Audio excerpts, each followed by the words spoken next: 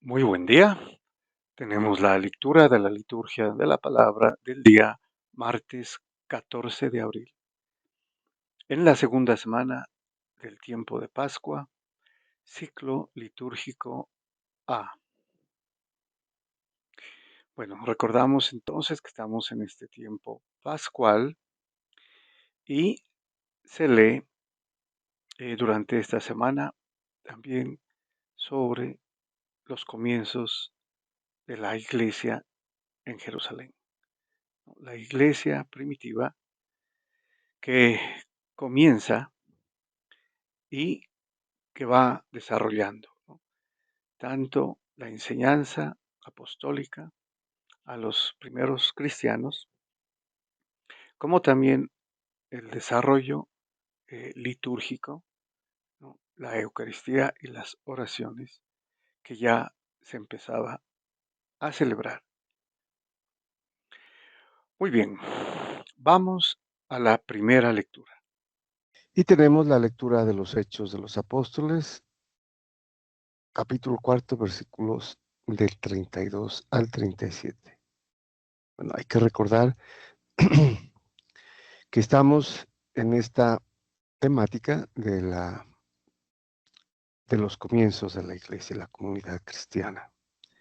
Y estamos leyendo durante este tiempo los Hechos de los Apóstoles en las primeras lecturas. Y en el Evangelio estamos con la temática de las apariciones del Señor resucitado. Bueno, vamos entonces a ver qué nos dice el apóstol San Lucas, perdón, el evangelista San Lucas, que es el autor de los Hechos de los Apóstoles.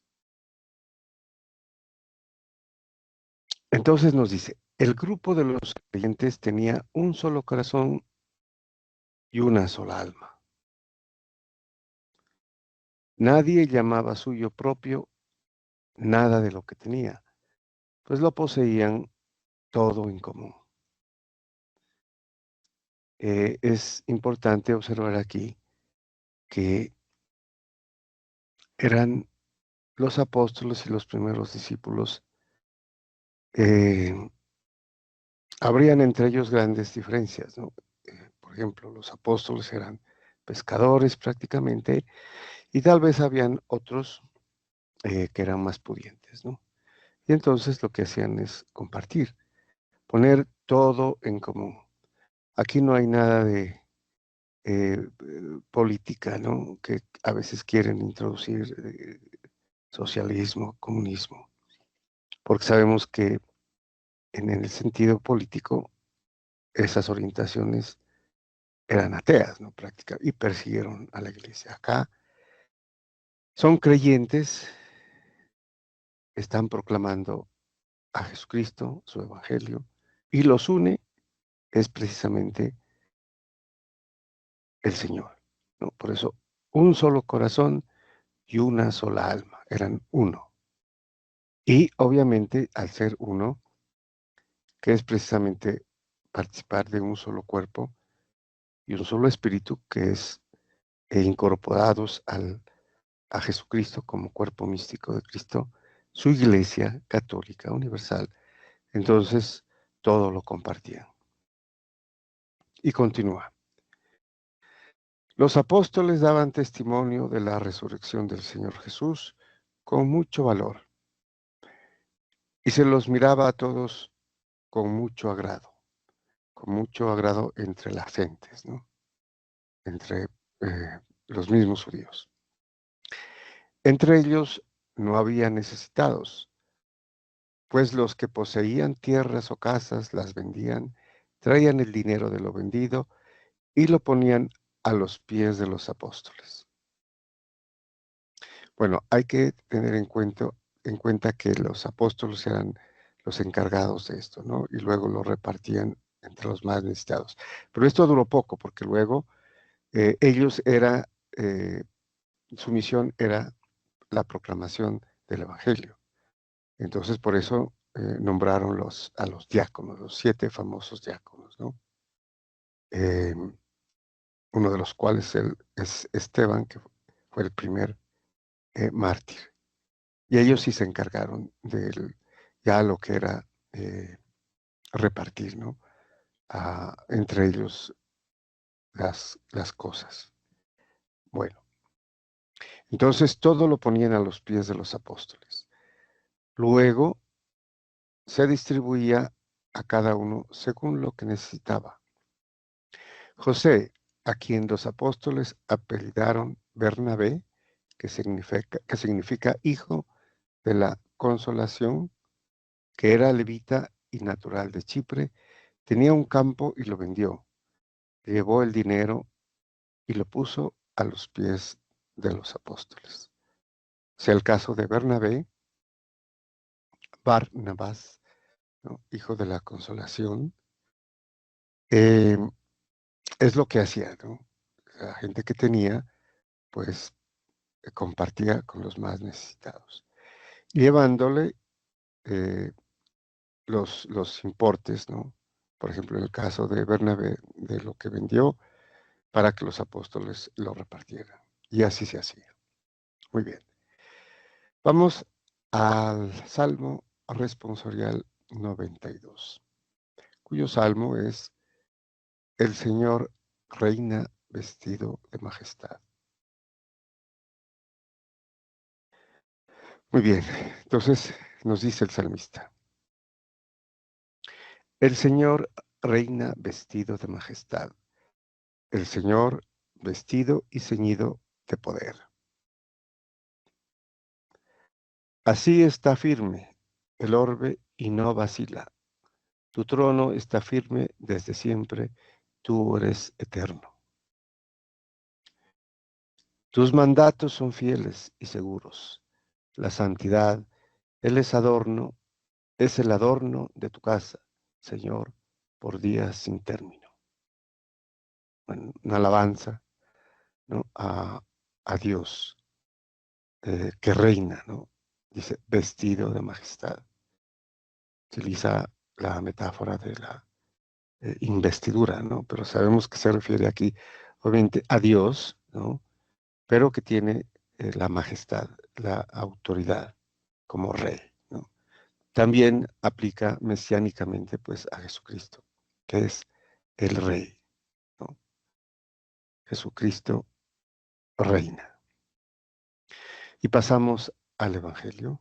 Tenemos el Evangelio según San Juan, capítulo 3, versículos del 7 al 15. Séptimo, parte B. Bueno, continúa entonces el diálogo entre Jesús y Nicodemo.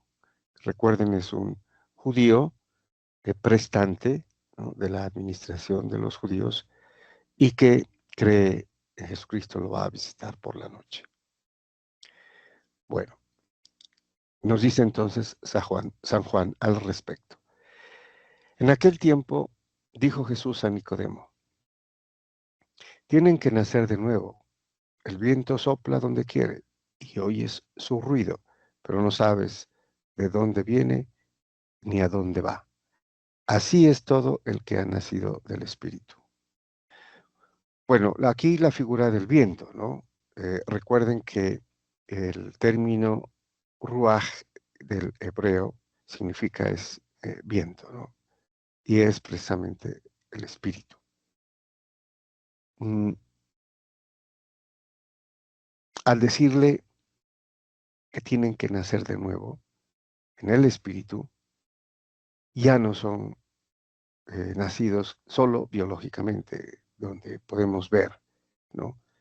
A las personas, nos vemos a nosotros, sabemos dónde vamos, de dónde venimos, ¿no?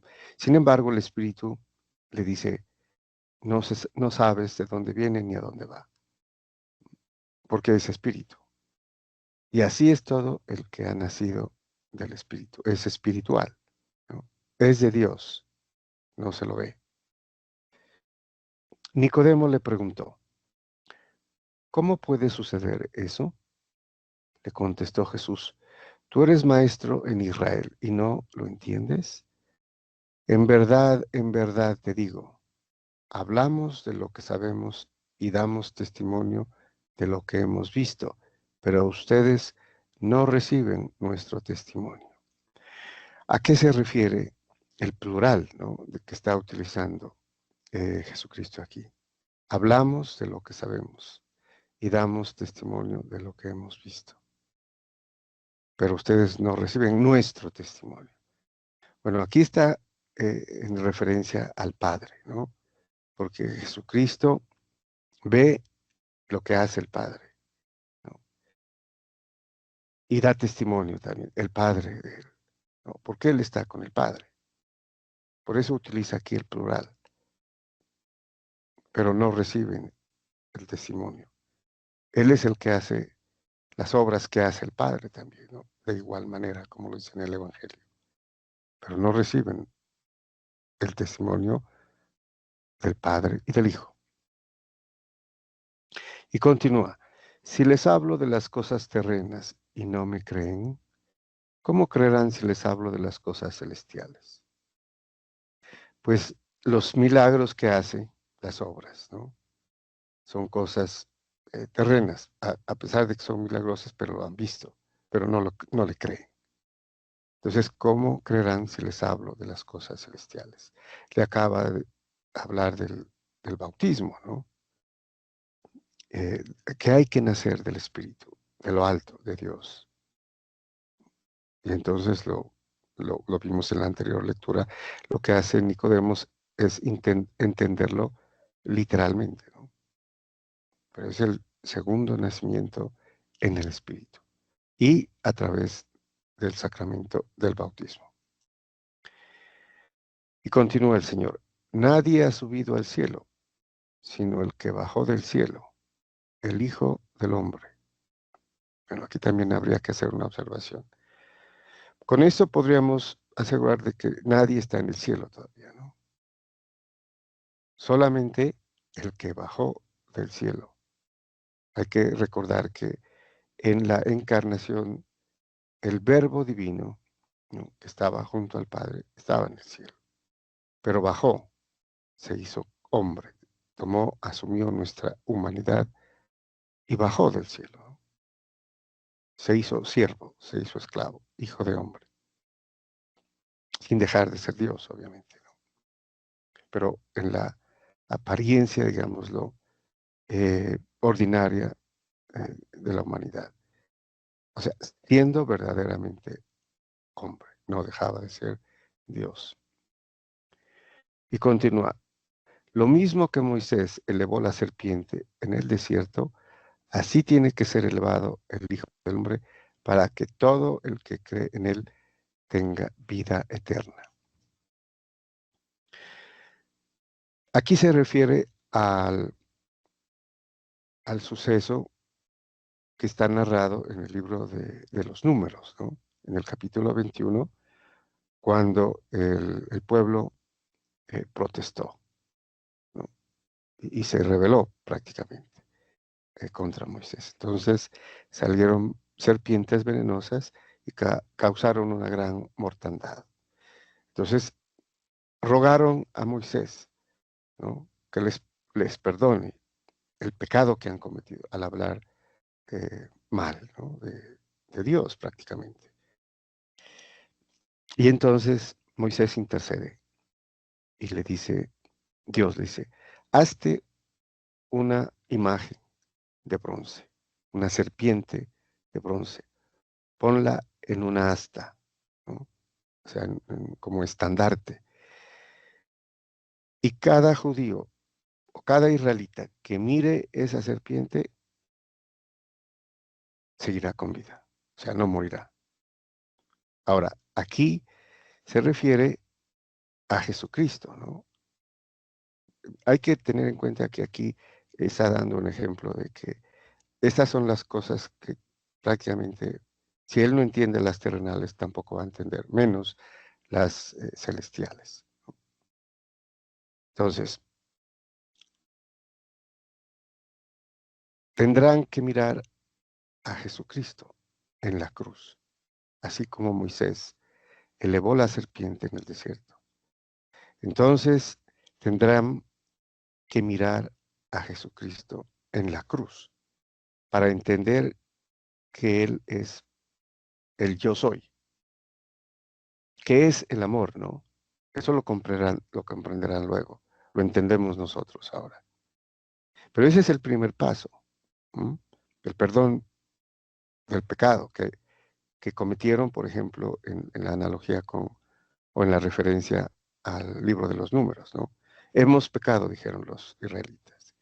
Entonces miraban la serpiente de bronce en el palo, en el asta, ¿no? Y entonces eran curados, seguían vivos, no morían cuando los picaba o los mordía una serpiente. Y aquí, este primer paso de ver a Jesucristo en la cruz, comprenderán, ¿no? Y creerán para el segundo paso, que es la resurrección. Y entonces tendrán vida eterna, que es la vida espiritual, la vida en el Espíritu, ¿no? Que será con el bautismo. Aquí estamos hablando de la redención con la muerte de nuestro Señor Jesucristo y la justificación con su resurrección. Y aquí ese es el misterio pascual y que estamos viviendo. Muy bien, muchas gracias y bendiciones.